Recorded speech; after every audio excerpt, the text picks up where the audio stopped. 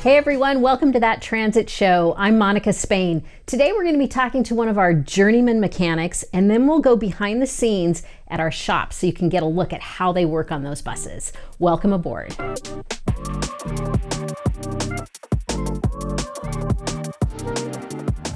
Cooper Meston, welcome to That Transit Show. Hello. So Cooper, you're a journeyman mechanic here at Community Transit, but you actually got your start doing something else. Tell us about your career path here. I kind of heard about community transit by word of mouth. I had a couple friends. One of my friends' dads worked as a mechanic at community transit and had heard that I was going to school for auto mechanics. So I learned about this opening as a vehicle service attendant and decided, well, it's not necessarily a mechanic job, but it's a good entry point. The paperwork made it sound kind of technical, so I didn't know if I was going to get hired, but I figured, well, let's try and see what it is. And I guess they sounded good to the company, so they hired me. And that was, it was interesting experience, After a few years, I decided I don't know if I want to continue to do this forever.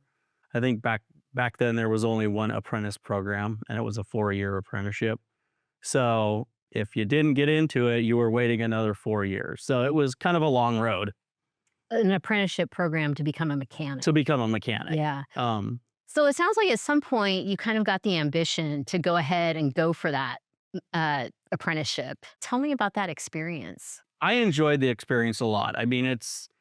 You spend 2 years of your 4-year program, you're going to school and working on the job also. So say when I started and I was going to school, I would go to school in the morning for 2 to 3 hours, and then I would come to work and clock in and work alongside a journeyman for 6 hours to make up like a 10-hour shift. It's fairly in-depth and a long process, but if you enjoy what you're doing, the 4-year program seemed like it went by fast for me.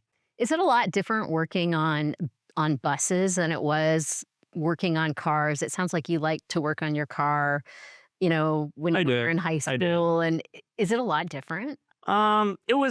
So back then it was a lot of like tinkering and just messing around and modifying my vehicle. And then to move on to, the heavy equipment side and buses, everything's a lot larger.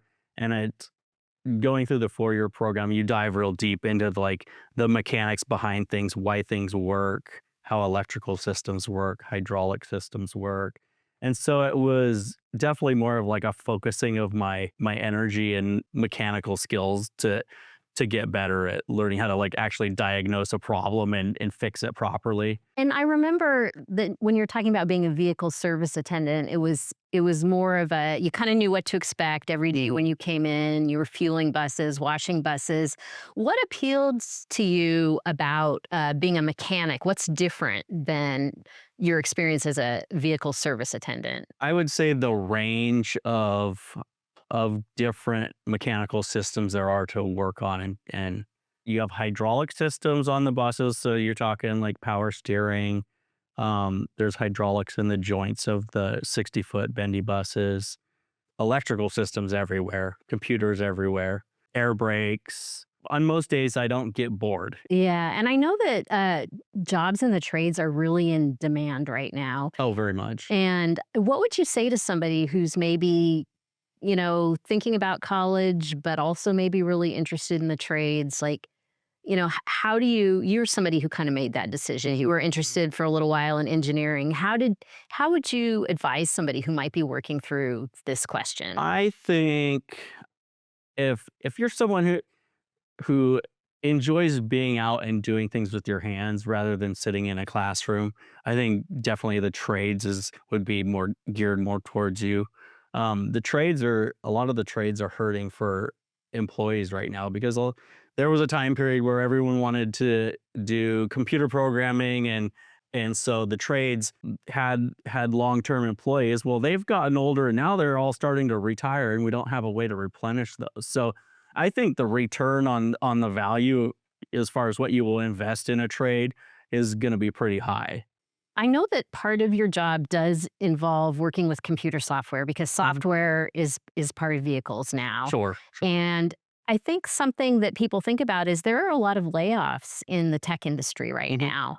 And you get to work with some cutting edge software Yeah. in the position you're in. So, what do you think with tech layoffs, mechanics are, will we always need people? Is AI going to take over? Or do you think there's always going to be opportunity for people? That's a funny question because I was kind of contemplating this the other day, and I could see something like a robot used to help you move heavy stuff around, but you're not going to displace something who's a really good tradesman. I think I'm not worried about a robot coming and taking my job. Yeah. So, I think we all are all talking about hybrid vehicles or electric vehicles. So there's a lot of progression as far as what the type of training that will be needed in the future, either a subcategory or a thing where it's, you're kind of trained more as an electrical engineer. There's going to be a lot more need for like really in-depth knowledge. Well, I have to say, visiting the shop, it is unbelievably clean and pristine over there. It must take a lot of teamwork and a lot of commitment to keep it looking like that with all Right. this kind of maintenance and And stuff that you have going on. we pride ourselves in having a clean shop, and I've been part of like this rodeo team where we've been going around to other shops as we compete, and I have to say that our shop is like by far we're top notch Oh, as really? far as a bus shop goes. We are very clean over there. So you have a pretty fancy jersey on. Oh yes. Tell me about that.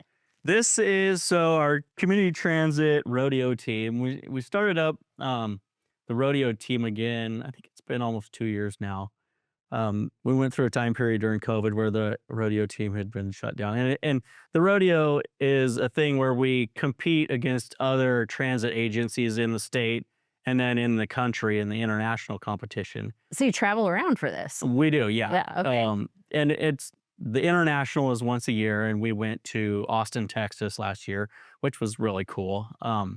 So we have a 3-person team where we travel around and we compete at different agencies doing these different things. But so after doing that for like a couple competitions, we were seeing everybody wearing it almost looks like their normal maintenance outfits and whatnot. And we're thinking, we could really make this a lot better. We need to have some fun with this, get some really cool jerseys. And so we had these jerseys made up, and it's been the talk of the rodeo everywhere we go, and they see these. Okay, so you have the cleanest shop, and then you have the coolest jerseys. Well, yeah. And when we first started doing the rodeo, it was kind of one of those things like, everybody gets in competition mode and they're kind of serious, but we're like, what? We feel like we need to have these guys having a little bit more fun. Like, this is supposed to be a fun thing. It's a competition, but it's supposed to, get morale for transit up and make everybody feel good. And so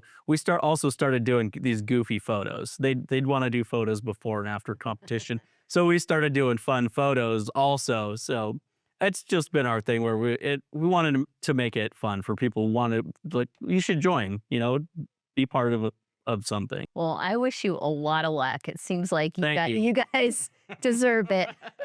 Yeah, we're having fun and having fun with it. So Well, hey, thanks for being on that transit show. Really appreciate it. sure, you're welcome.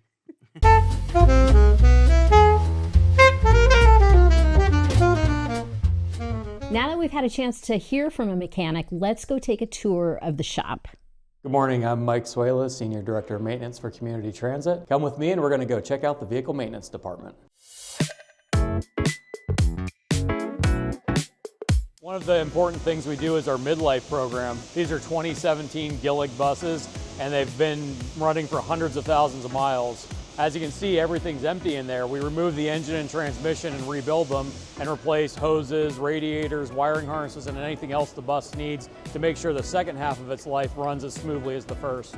So with our midlife program, we'll remove the engine and transmission package, and it comes out looking like this. This will get taken apart, cleaned up, completely rebuilt and reassembled, repainted, and then when it's ready to go back in the bus, it's going to look something like this. So in our component rebuild center, we try to rebuild just about everything we can on the bus. These are brake calipers, and we're going to make sure they're brand new and ready to go. The driver's seat rebuild is an important part of our program. If you think about a coach operator, they can be on the road for 8 to 10 hours at a time. And so it's really important those driver seats are in a really good state of repair so they can be out there comfortable. This is one of our inspection pits. Here, the vehicle service workers can get underneath the vehicle, drain oil and fluids, and check to make sure everything's mechanically sound underneath the bus. When we went through our shop remodel a couple years ago, that used to be the exterior wall of the building. New doors, let in a lot of natural light, double-decker buses will fit in. Another thing we got during the remodel was our tire vending machine. This thing will hold about 100 tires. This helps us make sure that we have everything on hand we need to keep those buses rolling.